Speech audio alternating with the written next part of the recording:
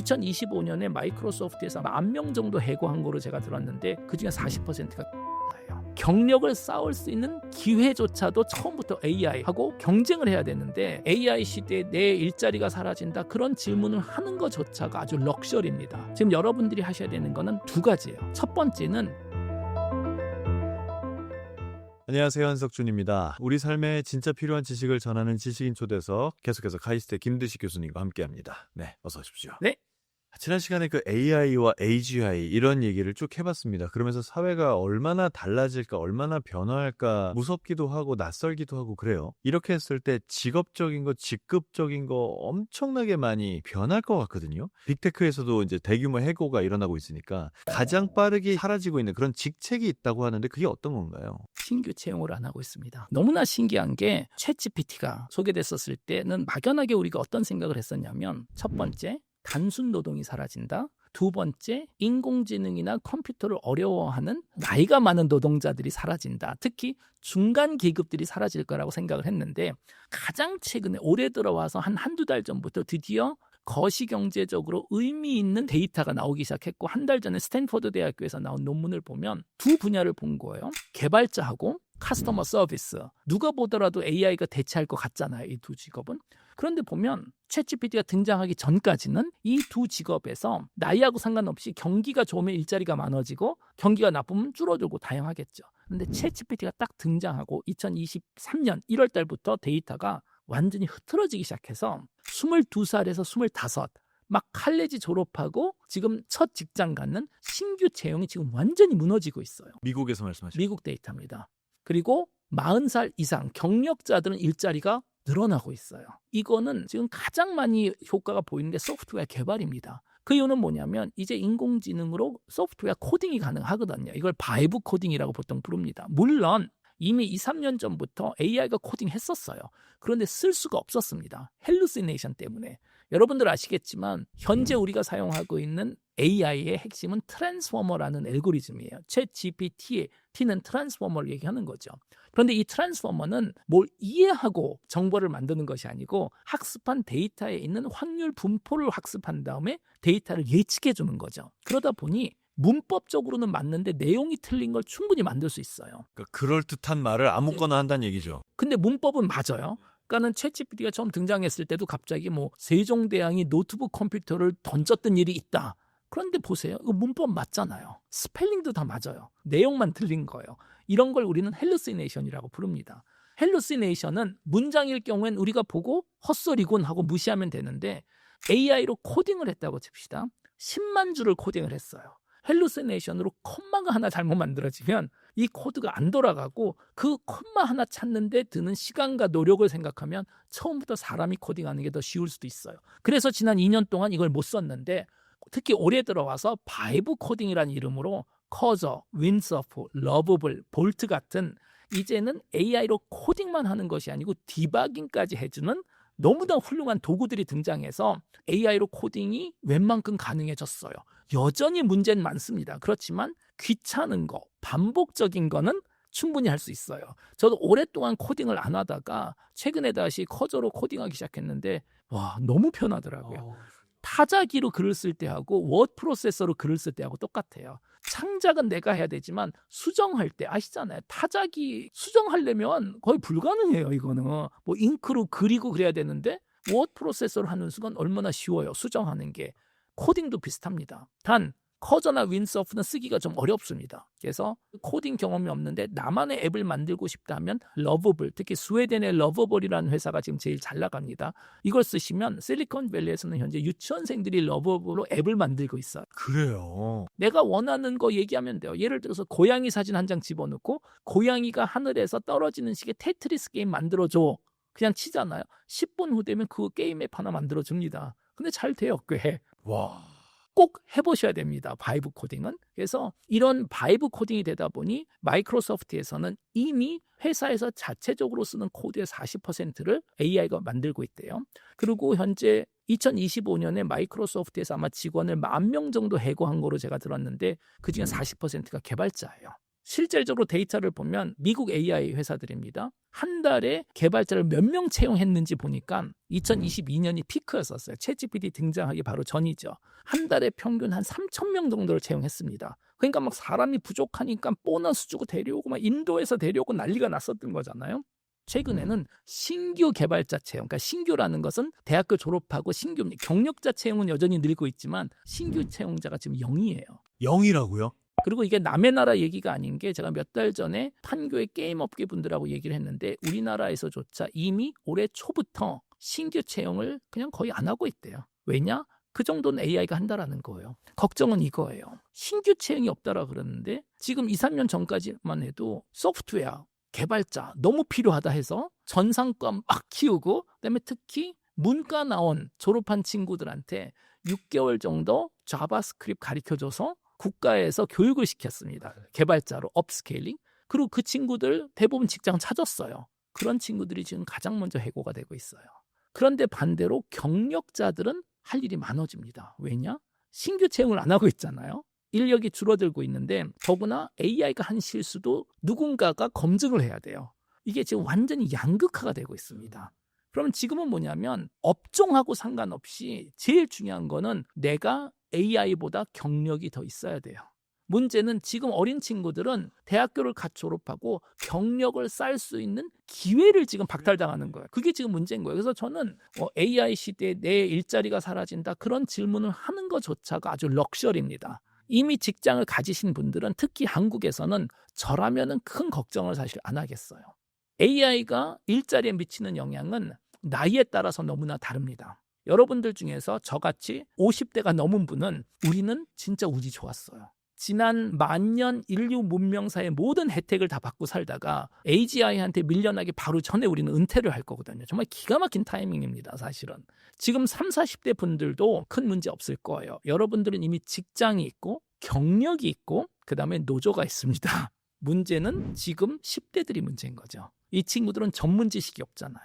경력이 없고 노조가 없어요. 그런데 경력을 쌓을 수 있는 기회조차도 처음부터 AI하고 경쟁을 해야 되는데 가장 지금 보고 있는 게 우선 소프트웨어를 시작으로 경쟁력이 인간이 없다라는 거예요. 기술이 발전하면 모든 직업이 새로운 기술로 대체될 리는 없습니다. 왜냐? 새로운 기술이 도입될 때 이미 많은 게 있는 경우에 공장이 있고 시설이 있을 경우에는 그거를 없애는 비용이 더 많이 들 수 있어요. 그러면 순서가 착착착착 정해집니다. 가장 먼저 대체될 직업들은 뭐냐면 단순 노동이 아니었었던 거예요. 쉽다 어렵다가 아니고 실체가 있는지 없는지.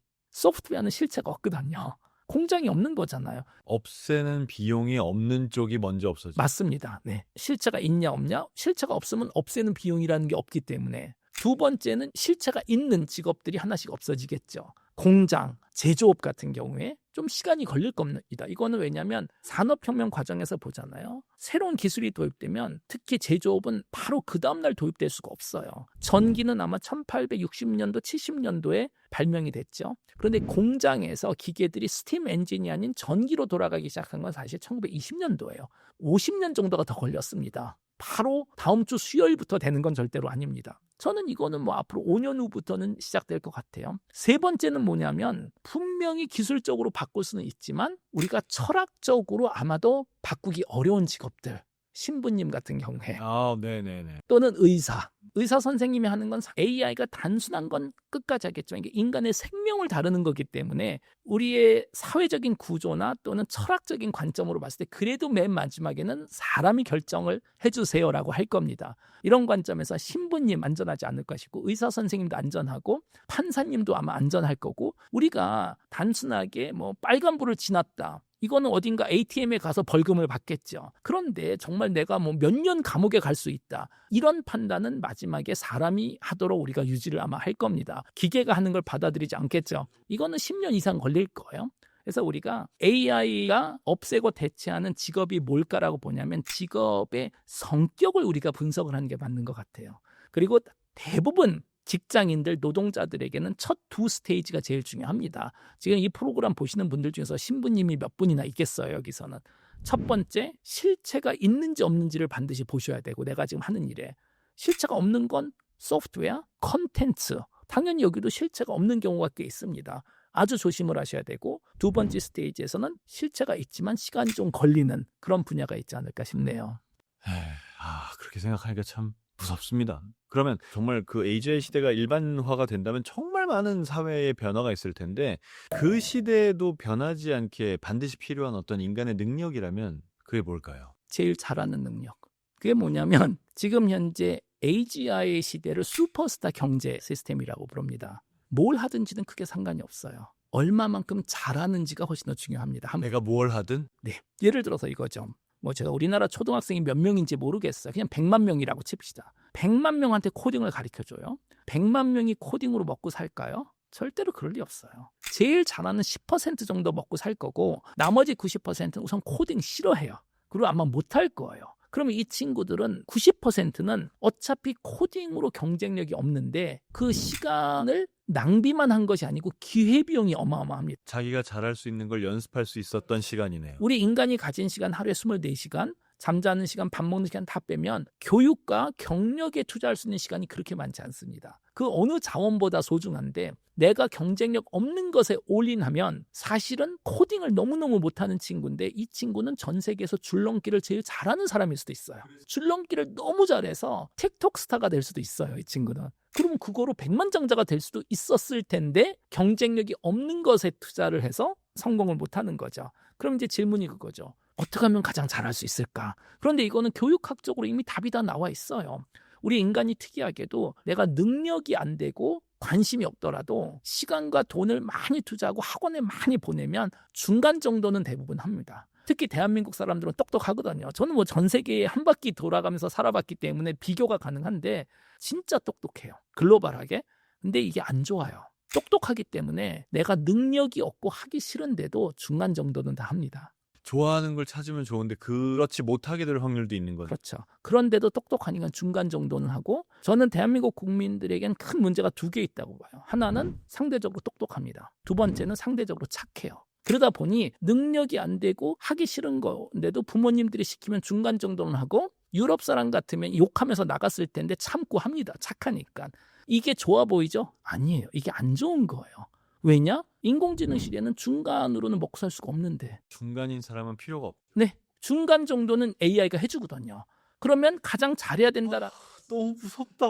가장 잘해야 된다라는 것은 교육학적으로 되게 단순해요. 우선은 본인이 뭘 하고 싶은지를 찾아낸 다음 그 다음에 거기에 시간과 돈을 투자하면 제일 잘할 수 있습니다. 그게 뭔지는 그 선입감, 다시 말해서 내 아이들이 다 드론 조종사가 돼야 된다, AI 전문가가 돼야 된다. 아니 뭐 되면 좋겠지만 능력과 시간 그리고 기회비용을 생각하면 이 친구는 지금 뭐 접시를 만드는 게 더 좋을 수도 있고 이 친구는 시를 쓰는 게 더 경쟁력이 있을 수도 있고 그거를 찾는 게 우선 중요해요. 그럼 또 이제 부모님들이 물어봐요. 근데 우리 애들은 하고 싶은 게 아무것도 없다. 근데 그건 너무 당연하지 않나요? 생각해 보세요. 제가 아마 1부 때도 말씀드렸지만 인간의 상상력이 별로 안 좋거든요. 그래서 한 번도 내가 경험해보지 못한 거에는 선호도가 있을 수가 없어요.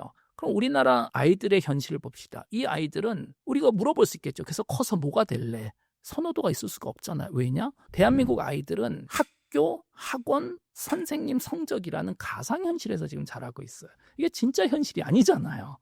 가상현실에서 자란 아이들한테 진짜 현실의 선호도를 물어본다는 건 이건 말도 안 되는 일이에요.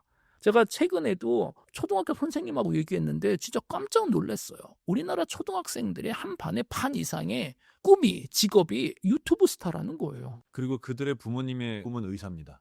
그렇죠. 그게 너무 획일화돼 있어요. 그럼 모두가 의사 될 수 있을까요? 모두가 유튜브 스타 될 수 있을까요? 그것도 아니잖아요, 사실은. 그걸 넘어서 모두가 그럴 필요가 있습니다. 당연히 근데 그건 뭐냐면 상상력이 부족하다라는 거예요. 이 세상에서 할 수 있는 건 수백만 가지, 수천만 가지가 있는데 내가 직접 경험해보고 선호도가 만들어질 수 있는 그 갭 이어, 인생에서 현실을 경험할 수 있는 기간이 압도적으로 없다 보니 내가 뭘 원하는지 모르는 상태에서 우선은 성적 위주로 가죠, 당연히.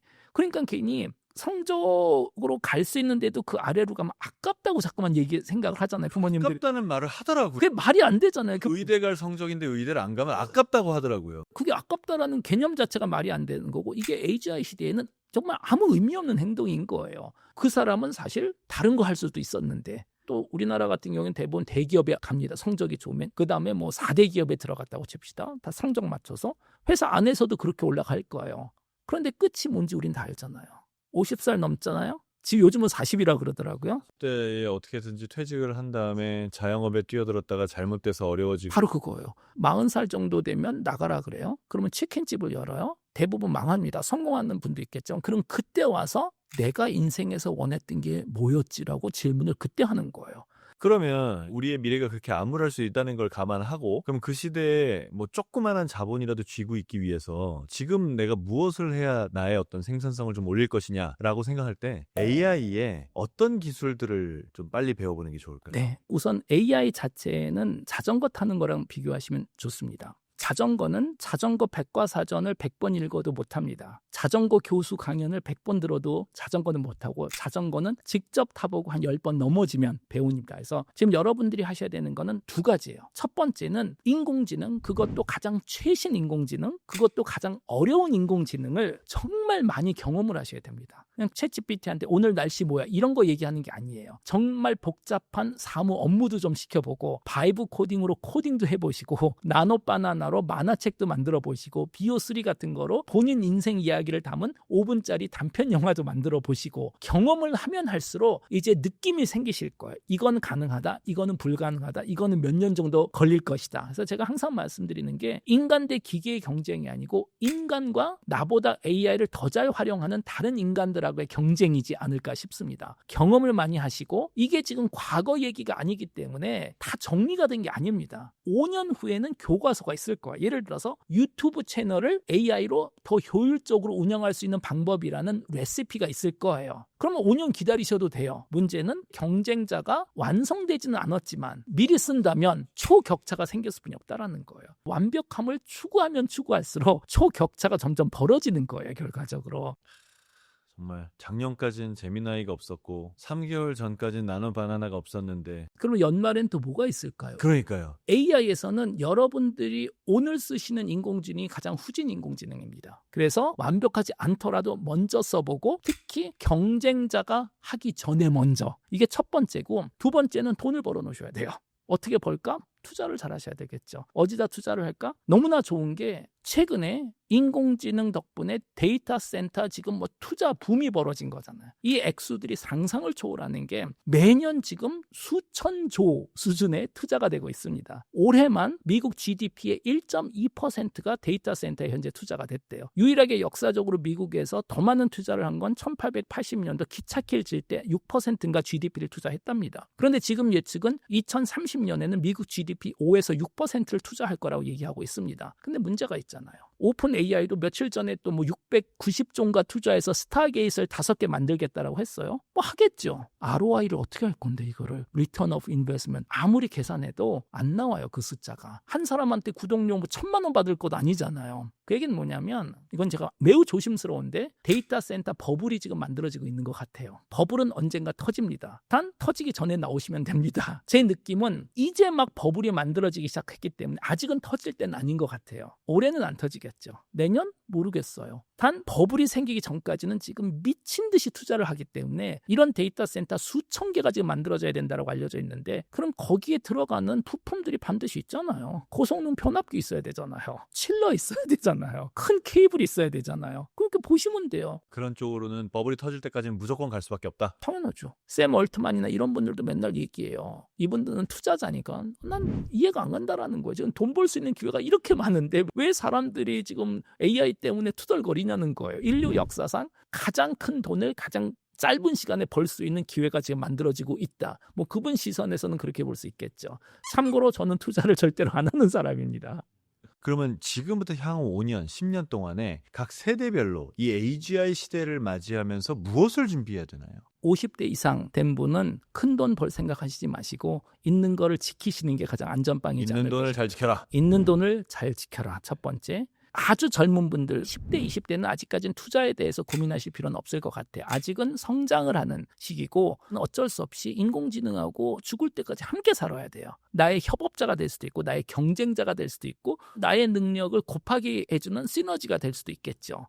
그렇지만 인공지능한테 대체되는 사람이 아니고 함께 일할 수 있는 능력 정도는 가지고 있어야 되겠죠. 30, 40대는 투자를 많이 하셔야 됩니다. 돈을 많이 벌어놓으셔야 됩니다. 아, 있는 힘껏 돈을 벌어서 그걸로 투자를 해야 당연하죠. 당연히. 지금 30, 40대 같은 분들은 특히 미래에 대한 불확실성이 너무 커지기 때문에 적어도 내가 아무 인컴 없이도 새로운 돈이 안 들어오는 상황에서도 갭 이어 1년, 2년, 3년 정도를 버틸 수 있는 정도의 여유 자금은 반드시 만들어 놓으셔야 됩니다. 지금은. 그 사이에 세상이 좀 더 변할 수도 있고 새로운 기회가 생길 수도 있지만 가장 큰 리스크 중에 하나는 대부분 직장인들이 페이첵 투 페이첵이라 그러죠. 매달 그냥 월급 받기 전엔 거의 돈이 다 떨어지고 그 다음날 딱 되는, 놀랍게도 미국에서 통계를 보면 쓸 수 있는 여유 자금이 100만 원도 안 되는 분들이 진짜 많으세요. 미국에서는. 그 월급이 정말 통장을 스쳐 지나가잖아요. 한 달 월급이 안 들어오면 큰일 나는 이 상황은 절대적으로 막으셔야 됩니다. 참 이런 예상을 할 때 또 누군가의 예상을 들을 때마다 사실 뭐가 맞는 말인지 모르겠고 그게 다 범위가 있을 거 아닙니까? 제일 좋은 경우, 제일 나쁜 경우.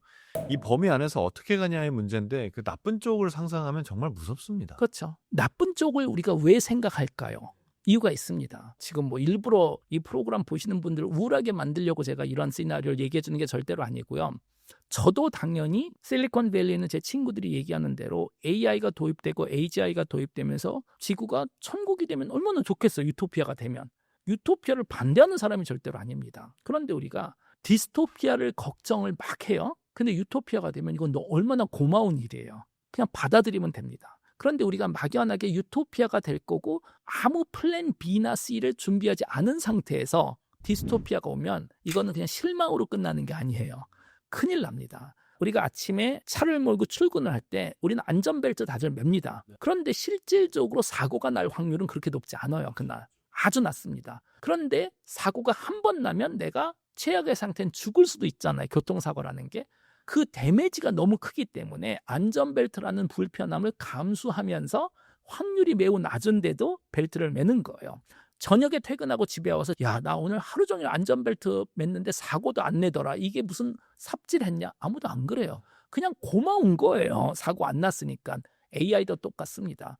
이렇게 준비를 해놨는데 플랜 B, 플랜 C, 유토피아가 된다 그래서 야, 우리 삽질했구나. 아니요. 그냥 감사하게 받아. 땡큐 하면 되네요. 지금 현재 세상은 인공지능 때문에 직업의 미래, 직장의 미래에 대한 불확실성이 점점 올라가고 이런 관점에서 AI 그리고 AGI가 하필 세상의 지정학적인 불확실성이 점점 높아지는 시대에 이게 벌어지기 때문에 플랜 B, 플랜 C, 플랜 D까지 만들어 놓는 게 귀찮고 지금은 비용이 드는 일이지만 확률적으로 보면 그게 가장 보수적인 방법이라는 거죠. 저는 AI 그리고 AGI가 사회에 주는 또 하나의 메시지가 있다고 생각해요. 그게 뭐냐면 AI, AGI가 등장한 미래가 필연적으로 터미네이터로 끝날 거라고 생각하지 않습니다. 기계가 우리를 미워할 이유가 없어요. 아니, 거꾸로 기계는 우리를 위해서 헌신을 다할 수도 있어요. 그런데 그것도 그렇게 좋은 시나리오는 아니에요. 왜냐하면 우리한테 잔소리를 하기 시작할 것 같아요. 예를 들어서 봅시다. 제가 며칠 전에 저녁에 배가 고프니까 야식으로 치킨을 주문했어요. 밤 아마 11시 넘어서. 너무 맛있었어요. 근데 그거 몸에 안 좋은 거잖아요. 밤 11시에 기름 낀 거 먹는 건. 지금은 저는 어른이고 남의 돈이 아닌 내 돈으로 샀기 때문에 가능합니다. 제가 어렸을 때 엄마한테 사달라 그러면 먹지 말라 그랬을 거 아니에요. 밤 11시에. 등자락 스매싱 맞으면서 저는 그게 큰 자유 중에 하나라고 생각을 해요. AI가 등장하면 저는 한 5년 후라고 생각을 해요. 앱에서 밤 11시에 치킨 주문하잖아요. 못하게 할 거예요. 선생님, 지금 뭐 혈압이 이렇고 콜레스테롤이 이런데 이 시간에는 안 좋겠죠? 샐러드는 어떨까요? 나 샐러드 싫어. 치킨, 샐러드 하라니까요. 치킨, 샐러드. 그러다가 나중에 구조적으로 막아버리겠죠. 결국 우리를 위해서 우리에게 잔소리를 하기 시작한다는 것은 우리가 아이가 되는 거예요. 어른이 될 수 없는 영원한 아이가 될 수 있겠죠. 그래서 저는 최근에 만나는 분들한테 항상 얘기하는 게 앞으로 10년 동안은 그동안의 인생에서 하고 싶었던 버킷리스트 다 하세요. 왜냐? 10년 후 되면 우리를 위해서 AI가 못하게 할 것 같아. 그러니까 그거죠. 예를 들어서 내 평생 꿈이 막 마추픽추 가는 거야. 저도 가보고 싶어요. 근데 이게 시간과 돈과 노력이 드는 일이잖아요.